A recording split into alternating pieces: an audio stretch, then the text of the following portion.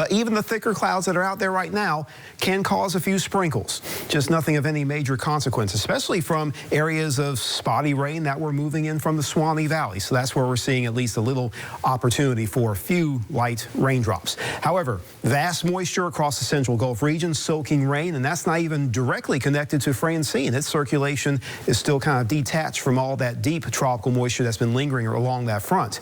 So the overall expectations for our rain coverage, I think overdone in this version in the forecast and focus, but I do anticipate light rain to start to lap up against the coast and move inland.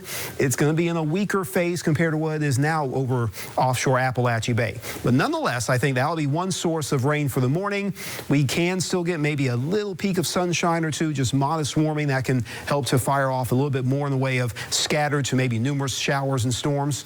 And I think the broadest coverage will be more than likely tri-state and west as Francine makes landfall in Louisiana. That will be the main core of where the deepest and broadest rain will likely be. Plus, we'll have to monitor just how those feeder bands on the edge of the system, how they can cause some peripheral effects for our tri-state area when it comes to downpours or even some local brief wind gusts. Not looking at anything enhanced for our region, broadly speaking. But I do anticipate rain totals to be maybe upwards of an inch, and especially a little higher for the Panhandle coast and the tri-state. That feeder band may start to move into the tri-state area through Thursday morning, and that can cause a little trail of rain that can add up by quite a bit. And leftover moisture will also influence a little higher rain coverage for your Friday. Even though it may not be particularly stormy, it can be kind of wet with multi-day rain totals through Saturday morning.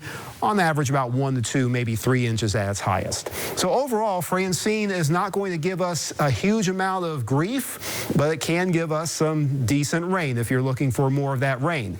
But if you want it to be drier, you're going to have to wait until the weekend. As we get more sunshine, we can see temperatures that climb closer to 90.